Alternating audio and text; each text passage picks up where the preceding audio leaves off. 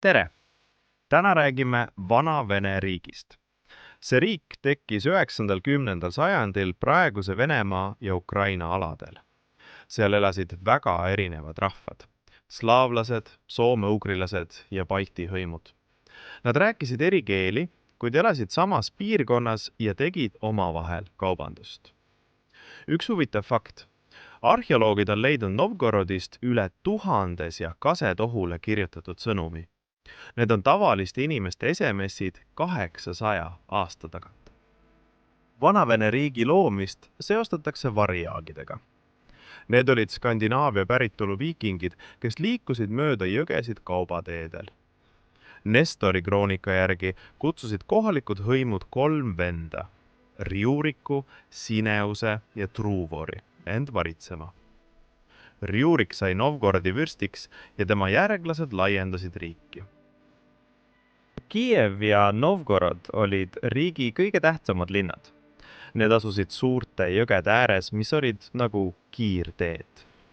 Kaubateed viisid Läänemeret Bütsantsi, müüdi karusnahku, mett ja vaha.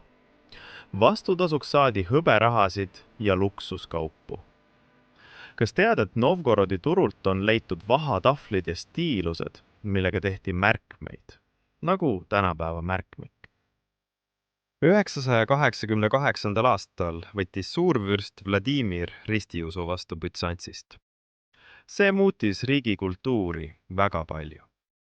Bütsantsist tulid arhitektid, kunstnikud ja õpetlased. Nad ehitasid kirikuid ja maalisid ikoone.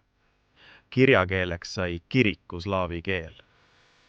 Veel on teada, et kuulus ikoonimaalija Andrei Rubljov töötas 14. ja 15. sajandil ja tema stiil mõjutas kogu Vene kunsti.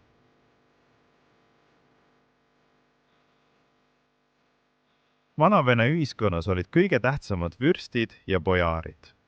Linnades toimusid rahvakoosolekud, mida nimetati veetšedeks. Üks kuulsamaid varitsejaid oli vürstinna Olga.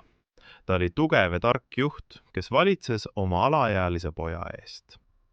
Hiljem võttis ta ristiusu vastu ja kuulutati pühakuks. Huvitav fakt. Olga kohta on palju legende, kuid ajaloolased kinnitavad, et ta tõesti käis 957. aastal Konstantinoopolis. Vana-Vene riik oli suur ja mitmekesine. Selle kultuur kasvas tänu kaubandusele, Bütsantsi mõjule ja erinevate rahvaste koostööle. Kiiev ja Novgorod olid tähtsad keskused, kus kujunes välja kultuur, mis mõjutas ka Eestit.